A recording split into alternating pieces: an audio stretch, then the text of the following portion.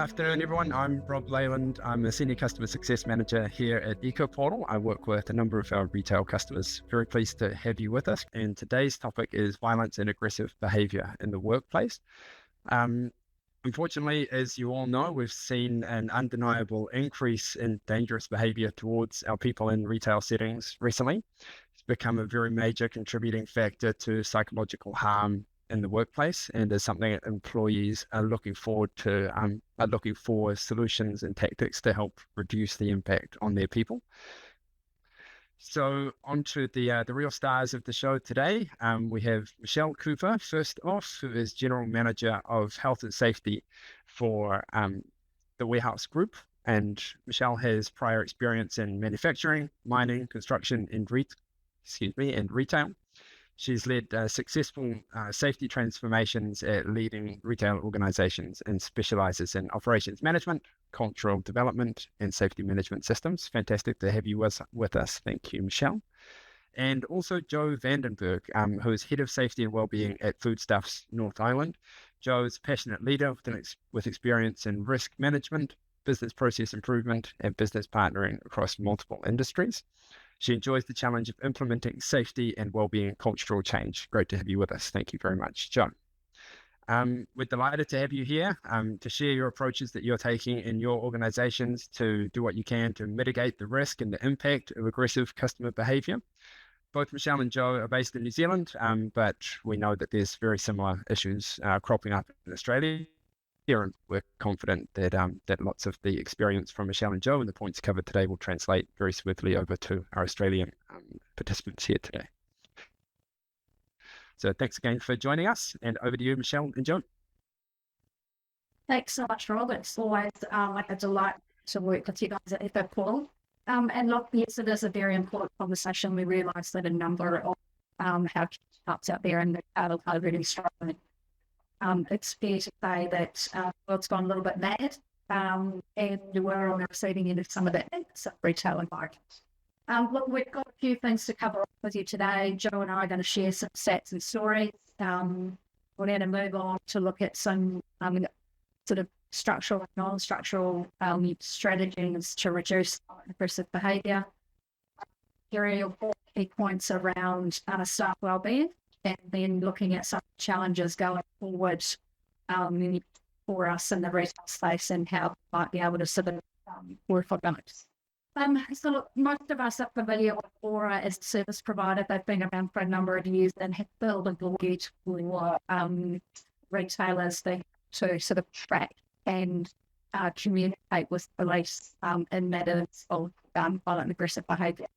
So there's statistics that we recently privy to at the Warehouse Group would suggest that 90% of customer interactions involve some kind of unpleasant behaviour.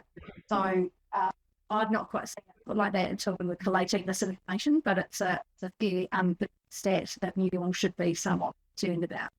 So statistics from September this year show that 10% of people are responsible for 82% of the loss and 70% of the events at the Warehouse Group. So, we need to distill that down. What that means is that there's a handful of people that are causing most of the trouble. And I think it's fair to say the background that I've had with the police and with our loss prevention teams, it's evident that the community knows who is causing the trouble. And, they are responsible for most of the loss and the theft. And we have scenarios whereby we know that people are what we would call, simply put, on a stealing spree. And we've seen instances through the data collected in Aura where some sort of nefarious characters have travelled up and down the country in New Zealand, stopping in at various retailers and acquiring product to sell at their destination or to sell along the way. So we're dealing or to sell me sophisticated operators, and they're becoming more and more brazen, which is a real challenge for us. Joe, I'll hand over to you to talk about some of the challenges that we've got at Foodies. Yeah, so kia ora everyone in New Zealand and Australia. Just in New Zealand here in our North Island stores. So for me, just to give a bit of context, we look after what I look after is our Pick and Saves, our New Worlds, our Four Squares and our Liquorlands. So large retail stores versus some small retail stores. So quite diverse in their own risk and what they're seeing in violence and aggression is different across both of those, across our brand.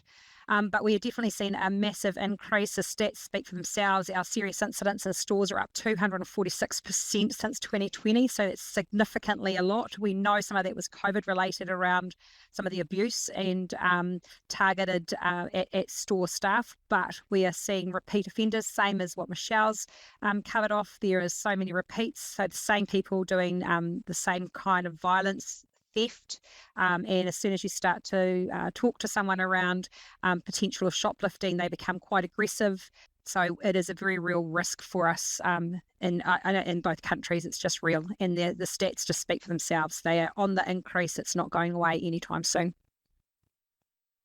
Yeah, it's pretty scary. I think one of the challenging things that we've all got to bear in mind is the violent and aggressive behaviour is one thing, but when you look at how sophisticated some of these perpetrators are becoming, and Joe's got a bullet point there, third one down, retail stores without an alarm system are 4.5 times more likely to be burgled.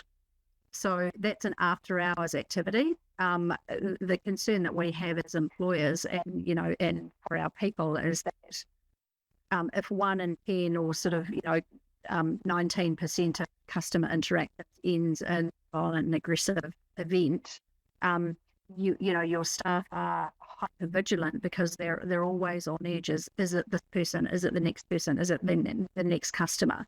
And it becomes a state of ongoing anxiety for people, as well as the business interruption and all the other costs, the tangible and intangible costs that retailers are now having to bear. So it's a real problem for all of us. Yeah, cost to our people is immense, but we'll cover that as we go forward. Yep, definitely. Here's a story that is obviously New Zealand specific, and it relates to the Warehouse Group. And as Joe sort of alluded, that we are a couple of New Zealand's bigger brand employers. The Warehouse itself has got 3 or 4 brands: Warehouse, Noel Lapping, Torpedo 7 in the sports area, and obviously Warehouse Stationery. So we're sort of both big multi-brand retailers. And what we're seeing is that there are people that are targeting, and this is an example in Christchurch, of an offender that went round numerous of our Warehouse stores and undertook, physical abuse and, it is generally problematic. So the bonus with using a system like Aura is that it connects directly to the police, and we can provide information to the police in a meaningful way that can lead to these perpetrators being taken out the streets and put through the court system. So this conversation is certainly not a plug for Aura, but I think it's important to know that if you are a user of Aura, there is an outcome to putting information into the system, and the benefit is for all of our retail community, that these offenders are removed from the marketplace and processed through the court systems. So when we talk about strategies to reduce the violent and aggressive behaviour, I think we've all acknowledged that we're on the receiving end of a societal problem, and there are some things that we as employers can do. Some of them are structural. So if I just sort of run through a couple of lists. Looking at improvement with windows and glass guards. So we've had immense success at the Warehouse Group with preventing access to stores using glass guard. Things like roller doors, strong room doors, bollards as vehicle barriers to stop people getting away with stolen goods. They primarily will come after hours. They're often targeting stores that have poorly lit car parks or who don't have evidence surveillance cameras on the exterior of the building, and they're coming en masse. They're coming in cars of sort of 4 or 5 people. They're going in, they're penetrating the boundary of the location, and they are doing a bit of a snatch and grab. We're doing things like hiding product, and I'm not going to tell you where, but we're hiding product in, unusual places, so that it's not as simple as going to the Apple display table and stealing a whole bunch of product. Things like Select DNA spray. Some of you may or may not be aware of that product. It's basically like a hairspray canister that sits above the door and is automatically discharged when an offender leaves. And the material that's discharged coats the offender in DNA spray that's specific to that location in that bottle. And what it does is it shows up under specific light detection when, if hopefully, the offender is apprehended. And the DNA spray remains on their person, and then they can be linked to the scene of the crime. So that's proving to be quite useful in terms of identifying and linking people with sort of crime locations. Things like security lighting, I mentioned before. Joe and the team at Foodies have done an amazing job looking at facial recognition and are pioneering in that area. License plate recognition is another great tool that is available. It alerts you when somebody comes into your car park, and then you can greet them at the gate to your store and actually say, look, I'm really sorry, your car has been associated to various different events and we can't have you in the store. Fog cannons are another useful tool. And what they do is they disorient, when they discharge, they disorient people in the immediate circumference. And then obviously they retreat and remove themselves from the location. And obviously alarms are useful tools as well. Security signage, both inside and out, as a deterrent is actually found to be quite helpful when people know they're being recorded. We've also had great success with security vests with cameras on the torso, and some camera systems will actually replay what the security person wearing the vest is actually seeing. So the perpetrator standing in front of them can actually see themselves on camera. And that's a really, really good deterrent for somebody who's already in a store to actually see themselves and see how they're behaving, know that they're being recorded, and actually manage their behaviour accordingly. So look, there's a whole bunch of structural things that you can do. In terms of non-structural, and these are the softer sort of controls, for want of a better term, de-escalation and customer service, in my experience, are two of the greatest tools that a retailer has at their disposal. And when I say good customer service, I mean greeting a customer, looking them in the eye, asking them if they're after something specific today, so that they know that you've eyeballed them. And the de-escalation strategies that are now being taught in terms of remaining certainly at arm's length or 2 arms length distance from somebody that you're interacting with, keeping your hands by your side, using a very calm and slow manner of speaking when you engage with somebody who you're confronting or approaching. So de-escalation and customer service are significant tools in the non-structural side of things. Trespass is another useful tool in terms of keeping offenders out of store. And obviously the best way to sort of eliminate the hazard is not to have people that are threatening come into the store, and you're moving the problem sort of away. Trespass can be done in New Zealand, obviously verbally and non-verbally. And the written form of trespass can obviously be followed up through the police and court system. And the police are more likely to respond to an offence instance if they know somebody has already been trespassed and they are in breach of that trespass. So trespass is another good sort of administrative, structural, non-structural tool that we have at our disposal. Or the database, obviously, from a reporting perspective, there is a conversation that has been underway for a number of years across some of the big box retailers about sharing data. And I believe the privacy considerations of that are being worked through at the minute.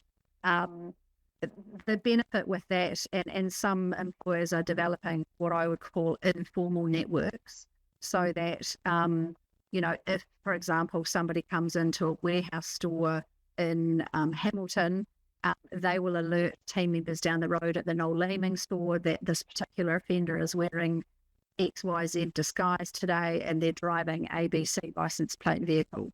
So some of that informal information sharing is actually paying off. In New Zealand, we are fortunate enough to have a retail crimes unit that was developed in the last 12 months. And they're proving to be very helpful in terms of the follow-up, the information that's collated in Aura. And certainly our loss prevention people are working quite actively with the retail crime unit where we have instances.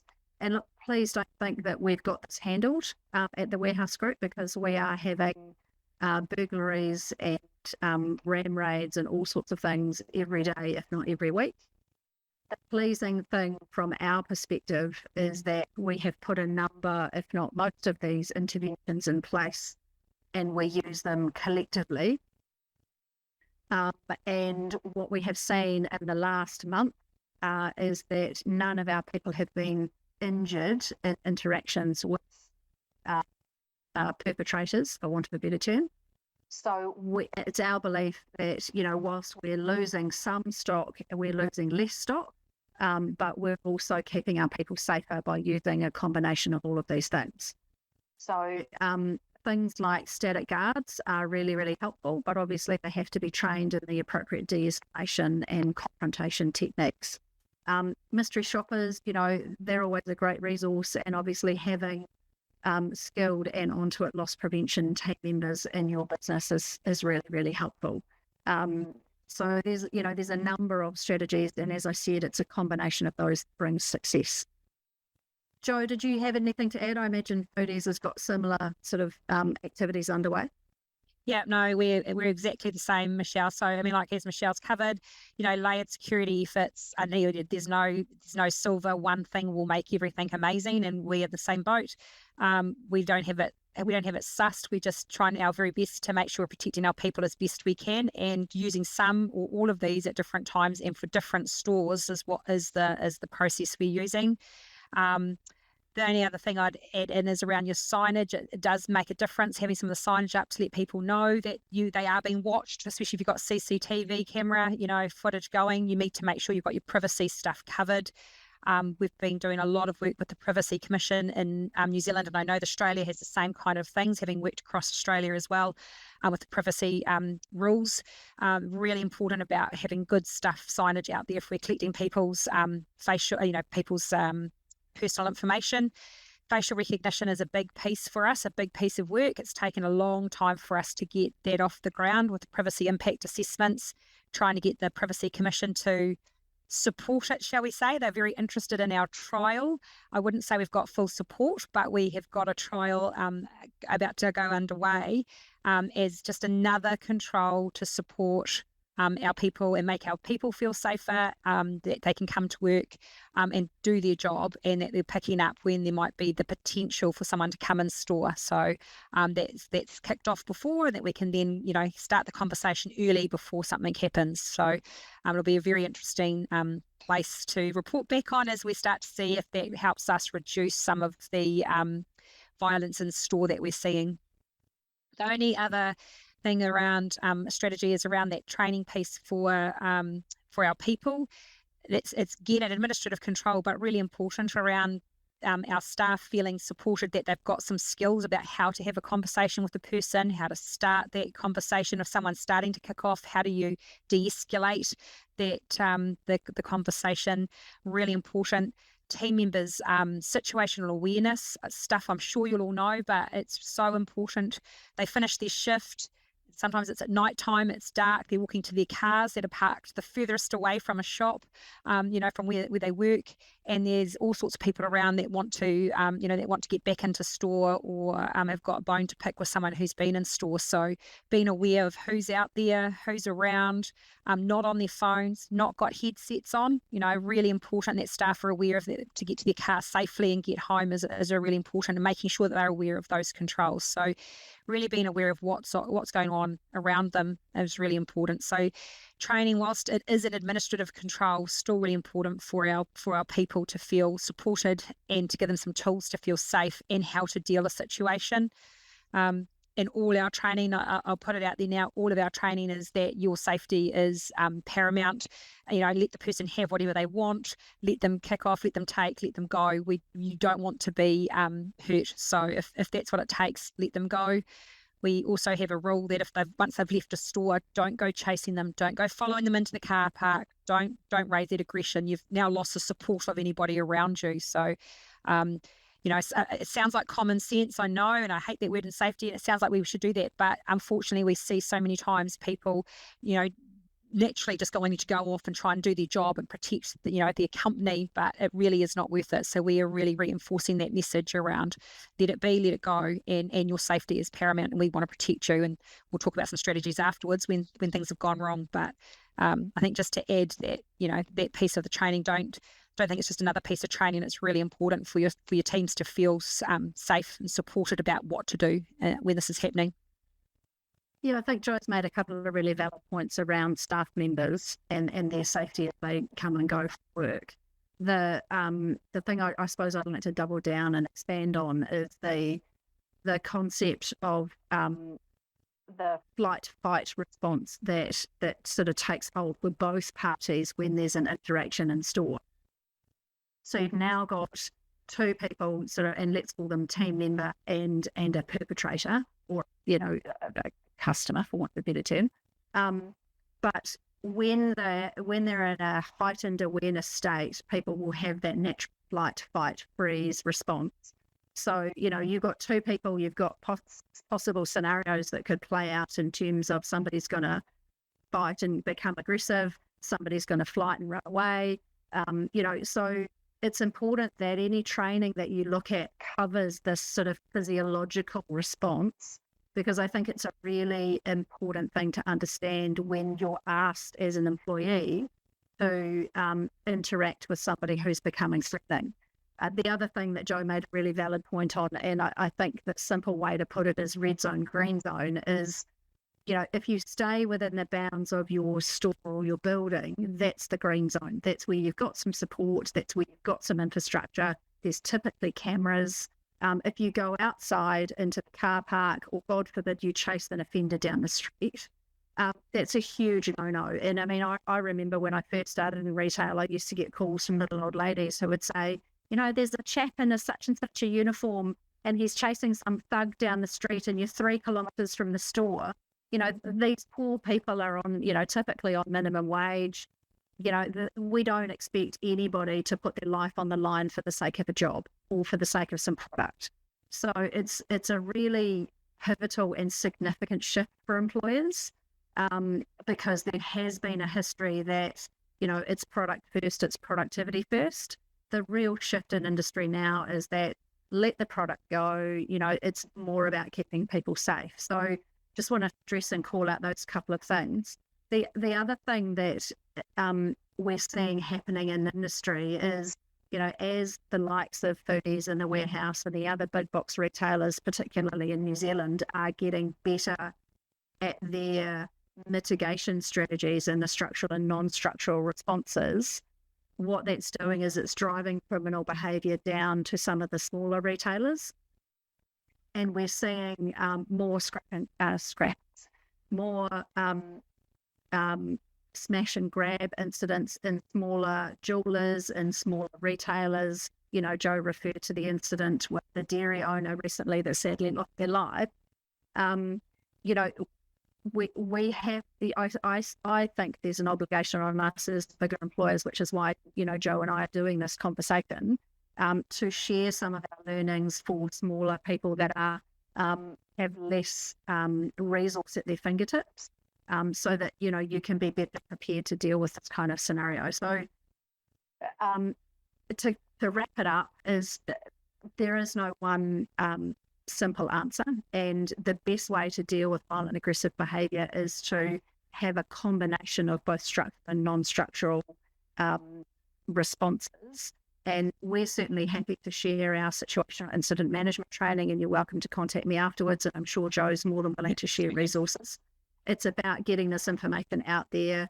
There are a number of providers in the community that will come into your store and provide one-on-one face-to-face training. There's a whole bunch of digital offers. You can get, virtual reality training for this kind of thing now. It's a matter of finding a system that actually works for your organisation. But our advice and our encouragement for you is that you have both structural and non-structural responses, and that will be your best way to mitigate some of these situations. When it comes to staff wellbeing, look, this is a complex problem that requires a complex response. So, we know that life is tough out there, and the simple framework that we've often used, and I know Foodies has used this in some of their mental health activities historically, is a framework that you should consider is recognise, respond, refer, and reconnect. So we would encourage you to recognise that mental health challenge is a problem for people, and certainly in response to the anxiety, or you've got two instances that as an employer you're deemed to be responsible for. One is primarily the employer's support for an employee who has been acutely exposed to a violent and aggressive interaction. So, event response, very simply put.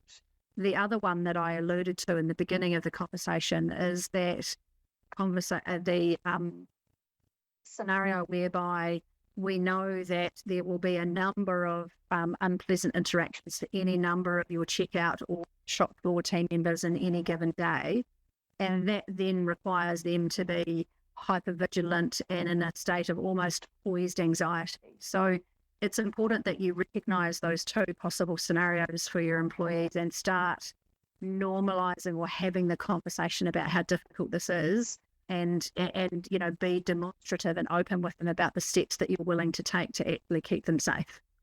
So the response thing, in terms of point number 2, is how you respond to them is to normalise that this is a problem. We are trying to do something about it, and people want to feel heard. So it's important that you don't kind of go, oh, come on, toughen up, harden up, and get out there and get amongst it. That's not the way forward. So the referral piece in point 3 is, where do you go to get support? And a lot of us find that obviously EAP services are great, looking at having education sessions and actually helping people understand what's going on, and then obviously reconnecting in with people and checking in with them post a significant event, 1 week, 1 month out, to make sure that things are actually landing in a way that's helpful and healthy for people. Jo, did you want to throw in some thoughts? Yeah, definitely. Well, it's hard, right? I'm not going to pretend this is easy, because it's hard, and our staff are exposed day in and day out. And I think that we've got to just there's an acknowledgement to our teams that we recognise how tough their job is. We'll appreciate, someone comes in verbally aggressive. They might not want to attack us, but they're verbally aggressive to a poor checkout operator or, a staff member on the shop floor. And sometimes it is hard to not react. And so that training piece, again, is really tough, right? So how do we give them the skills to make sure that the team can try and just calm it and walk away and go, look, I'm sorry, I'll get someone else to help you if they're not in a space to deal with it themselves. So letting your teams know that that's actually okay. That, if they feel like they've been pushed, to walk away is okay. We want them to feel safe. In our environment, I guess I'll talk about my environment, but one of the places is very much on a checkout, where you do have checkout senior supervisors out there as well, keeping an eye on things. One customer coming through being abusive, maybe it's if you can, and it's hard, right? How do you take someone off your checkout just to give them that 5 minutes, 10 minutes away, just to get a breather, because you don't want them having another person coming through and the next customer's the same because they've just had to queue for 10 minutes and they're not happy. So don't be afraid to make that call and support your team. We've got to look after our people, because without our people, you've got no business. So really important to be really aware of what's going on for the person, and how do you take them and remove them from the environment if you need to, someone else to support them. It could be even someone else just coming and standing nearby, so that they're seeing the aggression happening. It gives the support to your team member, it might help calm them down as well, so that their interaction with this other customer stays as polite as we possibly can, and trying to get them out of the store. So having someone else just come around and be close gives support to our team member, as well as hopefully maybe settling the other person's behaviour down a little bit, has proven to work in different times. So It's trying what works, but we've definitely seen that work. And like I say, to look after your staff, take them away if you can, bring them away, give them even just a 10-minute break, and make sure we're talking with them peer to peer, getting someone else that they may know quite well. Often young people have got friends that work with them, just get them to connect in with each other, to say, hey, they've had a bit of a crap day. Can you check in with them, see how they're going, so that we know we've got support. Talking to each other, massive piece of just being able to debrief about a terrible day and then being able to move on is really important. So, I can't reiterate that enough. And, we know substance abuse is on the rise. So it's the staff for the staff having skills to kind of go, it's not me, it's not personal, and trying to know that this is just a moment in time, and how do we remove them from that so they don't go on to have repeat issues coming forward, because they're exposed on a daily basis, and it's tough. So I think it's just recognising no easy answer to it. Everything Michelle said is absolutely right, and it's just doing everything you possibly can to check in with your team. The wellbeing stuff goes to even just the fun times when things are going good. Celebrate the good stuff, so that people don't feel that it's always terrible at work and we're getting trained all the time on all these bad things that can happen. Don't forget about celebrating the good stuff. Oh God, you had a lovely customer that came through, just reiterating that to your team. Wasn't she lovely, that customer who chatted away? We do have some great ones too. So trying to normalise that part of the conversation with our team, so they're not just seeing the bad, because they're there for 8-10 hours in a day, or sometimes 12, so just trying to make the day a bit more fun, enjoy their work environment's important. So it's calling out some of those good things. It's just one of the tips we also use, but you'll know your team or your environment and what's going to work. So that checking in, the conversation, reconnecting, huge after something's gone wrong, and just checking that they are okay, is really, really important. So I can't reiterate that enough. Is like I say, people. And I saw a little comment about product, and it is tough if you're a small business. We've got some small ones too, and it costs, and you're losing product. Still not worth the safety of your people, and we need our people to help run our business. So their mental health, their well-being, dealing with this is just so important. So I think find what works for your team. Just a little bit of recognition sometimes goes a long way. Yep, definitely. Yep, well, Jo. I think the other factor that we need to consider is we cannot not participate in supporting people's wellbeing anymore in the workplace.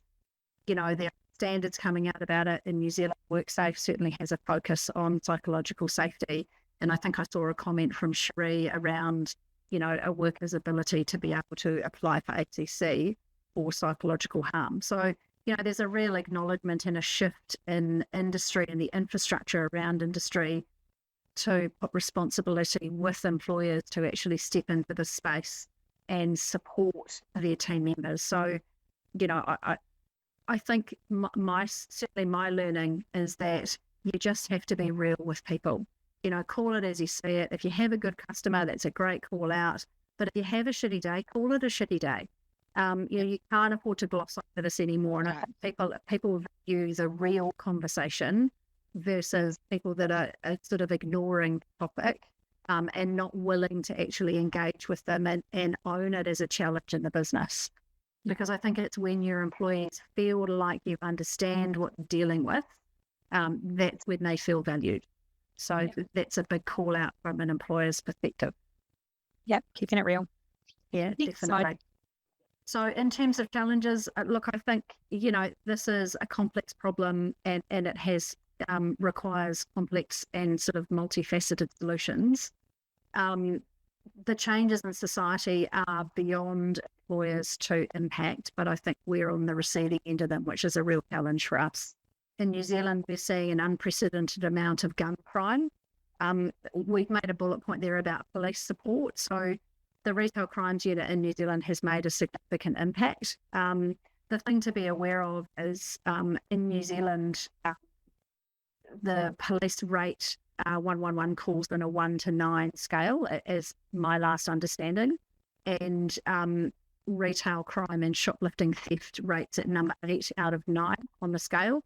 And you are less likely to get a response for, I think most people would say they hardly ever get a response for shop theft. The police are more interested in responding to events that are related to trespass, that are related to physical abuse. And, you know, when they're able to turn up, it's great that they do their thing, and they're now starting to get people off the streets with the use of Aura. I think our Australian counterparts have probably had more experience with swarm events than we have in New Zealand, but I suspect that they're coming to New Zealand. When we define a swarm event, basically where, you know, in excess of 10 or 15 people will actually rush and mob a store, smash and grab product during business hours, and then obviously retreat with said product. So, you know, they are things where employers, unfortunately, would be best advised to actually step back and let them take the product. Because, you know, they're an event where the people that are coming into the store are full of adrenaline, they're full of, you know, all sorts of other bits and pieces, and their behaviour is quite unpredictable. So, you know, in New Zealand, I think we're going to start to see those coming through and should be starting to prepare for those. Networking we've called out as one of the ways forward. I know we're certainly informally sharing information. Being able to share it in a more formal way would be more helpful. And I know there are, as we mentioned before, the steps by the big box retailers to do so. Jo, did you have any more thoughts you wanted to add in terms of the challenges and tools? No, the challenges are huge, right? So the challenge is big. I think, you know, the challenge is huge. Look, I give credit to the police when they can get here, and if we've got physical assaults, they've been extremely responsive. So very thankful for that. But, you know, for anything else, you know, they just haven't got capacity either. So in New Zealand, it's a really tough time, really. And it is then reliant on us as an employer, and then as our teams, to how do they respond and manage that in the moment. So it is tough. We've talked about some of the solutions. I think we've covered that, and it's going to be a bigger question. So a bigger response from a community perspective around societal changes, and it's going to take time. So we're not going to see this go away anytime soon. I think that, you know, that's being real, sadly. So the more we can put the controls in that we've talked about, they are the tools, we've talked about them, the more that we all do that, it will start to discourage some stuff. We've seen many a time, you know, the same store hit multiple times until they've actually gone and put the bollards up, you know, which is horrible. We've had a real struggle internally around, you know, it doesn't fit the brand and it doesn't look great. So initially, you know, do we really want these all up outside our shops and keeping shop windows open, you know, and clear, and not got your advertising and removing clutter from the front of small stores? You know, so there's not quite the sale feature of the stores for our small places, but that's proven to reduce, you know, the offending. So, you know, they're crazy things, but they do work. So I can only encourage you to start to look at what the things you've got, the different techniques or tools that we've talked about that you could put in place.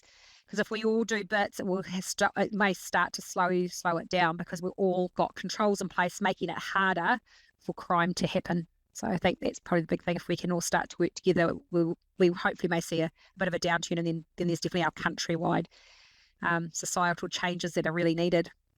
Systemic, aren't they? Yep, definitely. Unfortunately. Yeah.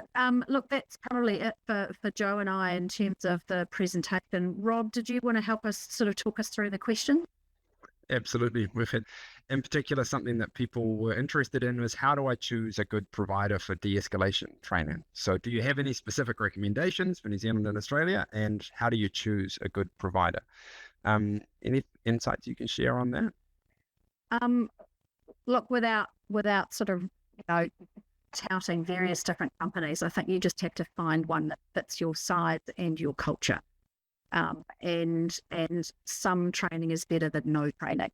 So I'm certainly happy to share the industry context that we've developed over the last few years, and get them to be sent out through you guys, the Eco Portal. But yeah, my best advice is train rather than don't train, and find somebody that fits your needs. And look, usually they're ex-police. Usually they walk the mile in the moccasins. They're all of a certain type. But, you know, the what you want to be looking for is somebody that can have a real conversation, give you some hard and fast behaviours for your team to demonstrate in moments of conflict, and some theory in behind what they're teaching. So why is this important? What you should do?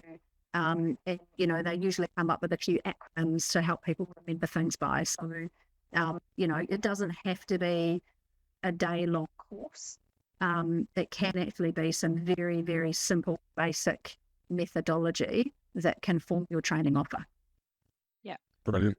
I will add to that just on that because I agree, and there's been I've seen some people putting, you know, great context on. So maybe, I don't know, Rob, if we can pull those out if you like, and we can add on who we use. But yep. What's probably really important is when you talk to whatever provider you pick is trying to bring some of your own real life examples if you've got them. And mostly if you're in retail, you've probably got some real life examples. So trying to give them to the person doing your training so it's real for your team, so they can actually really see how this would happen in their workplace, not some, you know, this is a scenario and it could never happen. So make sure, you know, you're sharing sort of your, you know, something relevant so it resonates with your people, and be really clear on what your processes are when you're talking to the trainer, because they'll be training to your process. So I will only reiterate, you never follow someone out of the store. So that should be, if you haven't got that as a process, please put it in your process and make that part of your policy, whatever you want to call it, process. I just want to say that 100% that would be, I think any provider will tell you, but you've got to believe that, you've got to say it, you've got to own it, and that's your expectation to your team,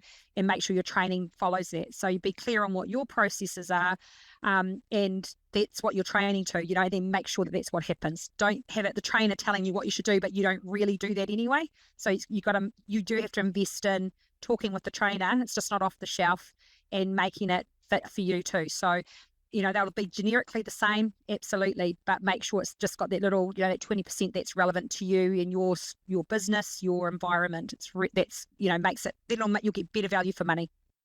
Yeah, we've seen instances where, well, put it this way, the best possible scenario I've seen demonstrated is where you invite somebody with some product to surrender the product and leave the store. And it's an invitation. So it's presented in a very sort of socially acceptable way. What I have seen done badly in the past is, you know, a decree comes out of the loudspeaker, and it's, you know, red pen in some secret code. And then all of the butchers and the bakers and the candlestick makers run from the various departments and swarm and circle somebody that they believe is a perpetrator in store. And, you know, their adrenaline is surging, the offender's adrenaline is surging, and you just escalate. You go from zero to not really hero in a very, very short space of time. So, you know, you want to make sure that the training that you're getting is aligned to your philosophy of keeping people safe and keeping your team members and customers. So it's a really important thing to understand and get some really simple tools around. Yeah. We had another question similar to what you've just said, where how do you discourage that hero mentality from people when the media kind of makes it look like, hey, this person stopped someone or jumped in, and, you know, how do you discourage people from jumping in and trying to be a hero? I think it's really demonstrating that it's people before product, and you've got to stand behind that every inch of the way, and you will get the flight fight response from people. And yes, the media does unfortunately sensationalize it, but in the, you know, in the boundary of your store, you want to make it quite clear that our people are our priority, not the product. Yep. Yeah. And if you have it happen, just use it as a learning, you know, I mean, it's just to keep it, because people do it not out of the wrong intention, right? Might have trained to it, talk to them, but it's just my reaction. I just go because I think it's my job, and I'm just going to go, and I can deal with this. But so that conversation beforehand about keeping it real with our people about why don't we want you going after them, is because we don't know the substance abuse on the rise. And I'm sorry, I'm going to say that we don't know what, you know, issue there is people are facing, so we don't know how they're going to react, and that's the why. We don't know. The person might look like they'll be fine, and you can have a conversation. Unlikely that's going to happen. And so you know, you going after them, you don't know what's going to happen. You don't know if they're holding a weapon. They have nothing in their hands. They could have something on their body. So the consequence of you just don't know. And so the not knowing is the part of your training. Part of that messaging is we don't know what you're going to face. You don't know. So you've got to keep that messaging consistent in your training, and if you're talking about it and bringing it to reality. So it's not our expectation. We don't want you to follow someone. We want you to stay safe. Go home to your family. You know, this is not worth it.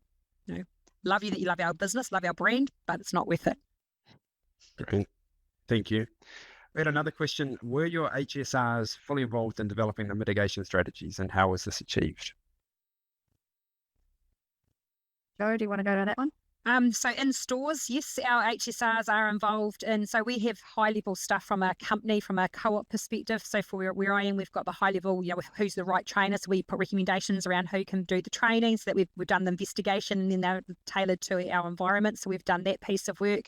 But in the stores, that's something that is talked about in their health and safety committee. So it's a risk that's identified, it's on their registers, and at this time of the year, it's something that's talked about. We give suggestions around what's good topics to bring to the front, so that right now we know there's financial pressures for people. We know that it's a busier time. We know everyone's busy in store. There's more queues, so that's a conversation. So that HSR is having the conversation with people.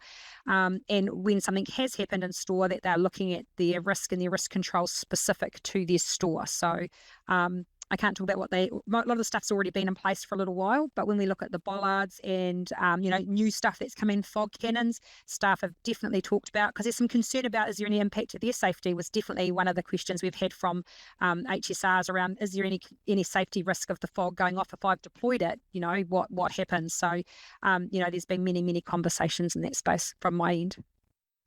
Yeah, and look, we're the same. I think any employer these days is naive to implement controls without consulting and getting their team involved. Got to have them involved. You want to have, yeah, part of the solution, right? They actually know probably the best. They'll know what works best in that space, So we've got 350 sites around the place, So each one's a little bit unique, a little bit different exits, different entries, different viewpoints, different locations. So perfect to get them involved, because they'll have something that we haven't even thought about. And then what we want is the sharing back, so we can go, oh, if that worked for you, how does it work for other stores? So don't be afraid if you've got multi sites to share across the rest of them, to share across each other is awesome. Great, thank you. Touched on facial recognition, and there's privacy considerations and technology and staff training and resource required to manage it. So someone was saying, is it going to be worth it? Is it going to work for people? Is it going to be useful? Are you able just to share some of your thoughts on the future of facial recognition? I can share my thoughts. I don't know. I'll take the stance of that. That's why we're doing a trial, and we're going to see if it makes a difference. The research and the evidence that we've got, yes, it's another control, and we want to do everything we possibly can for our people. So it's a massive investment. So not just the financial outlay to start off with around it, but then the processes around the privacy requirements of us collecting that information, privacy impact assessments, how we store the information, that we can't release it at the moment. As much as we'd like to share, we're not allowed to share. So making sure our stores comply with all of the rules around privacy is a massive investment that we're making at the moment to see if it makes a difference. So I don't know if it'll make a difference, but we've got to try something else as well. I think that's where we've got to, is that facial recognition's around. Technology's out there and people are doing it, but it may not be as legally compliant as it should be. So we're trying to bring it in a controlled environment and follow the privacy rules that we've got and see if it makes a difference. So like I say, let me tell you, and let's come back in 6 months or 8 months, and we'll start to see what our initial findings are. But we've got some parameters around measuring what success might look like. So it's just another control that we're willing to try and see if and we're going to take some heat on it. We've already taken some from Consumer New Zealand, but we will we want to give it a try to see if we can keep our staff, give some protection to our people. If our staff feel a bit safer, then that's a win from my perspective straight away. So we'll see if it makes a difference to what we're actually seeing happening. I don't know if that answered the question, but yeah. Yep, I think so. Michelle, anything you wanted to add to that? No, look, we are waiting with anticipation to see how the trial goes. Yeah. Cool. Thank you. Then there was another question as well. I'm not sure if you will have any ideas on this one, but any way that some of these tactics and strategies and approaches might translate to bus drivers. Training de-escalation for sure. The conversation, it's hard, because I don't know, you get confronted. If you want to be having a crap day yourself, it's really tough, isn't it? Like if someone comes and abuses you, sometimes you want to rack up yourself. So it's, how do you just have that deep breath before you respond? Customer's right, and we know they're not always right, but you just need them to be able to exit your bus. So that's the first thing that popped into my mind, is being able to just compose yourself, not take it personally, and go, what's my de-escalation process? What do I need to stay calm so I don't escalate the situation, because if I rack up, it just usually racks the whole situation up. It's very unusual for the conversation or the situation to de-escalate if I'm heightened as well. It's also very hard to not kind of raise yourself. So I think some skills in that space definitely critical, because you're kind of stuck in a confined, enclosed space, aren't you? And you're kind of trapped a little bit. So I think that piece about some tools for drivers, really important, about how they might de-escalate a situation. It's the first thing that came to my mind. I'll throw to you, Michelle, if you had something else that came to yours. Yeah, look, I don't have anything off the top of my head, but I do see the threat, or the heightened threat of, being in your situation, driving the bus, and you're usually in a sort of almost like a little 2/3 round chamber. And then obviously you're in the bus. So it's not very difficult. It is very difficult for you to de-escalate, remove yourself from a threatening situation. But I would like to think that there are industry subject matter experts out there that you can tap into, or there are digital jury systems that you can sort of, deploy that actually help in those instances. Yeah. So it's not something I unfortunately have a lot of experience with. I'm sorry. Thinking about a lone worker, we've talked about lone workers, maybe it's something like that, so that button that alerts, somewhere else, I don't know, but there must be something, like say someone in the industry may have something else, but I know if someone's on their own as a lone worker, which they almost are, perhaps calling on someone else in the buses, if you've got other people, not to help you, but just to, say, look, we've got other people on the bus. I'd use those coping strategies, those kind of de-escalations. And, but yeah, definitely someone in the industry might have some great tools on that one. I haven't worked in that industry, sorry. Brilliant. Thank you, Joe and Michelle. Obviously a difficult topic, but thank you for sharing your wisdom and your insights, and your, I think, hopeful and positive approach to things, and your key point of making sure that we're putting the people ahead of the product, and that people know to keep themselves safe is the main thing. Thanks, everybody. Take care. Stay safe. Thanks, everyone. Thank you for listening to safetyCast. If you enjoyed this episode, please like, subscribe, and share with your colleagues, because safety knowledge is meant to be shared. Stay safe, stay engaged, and be sure to catch our next episode for more expert insights. See you then.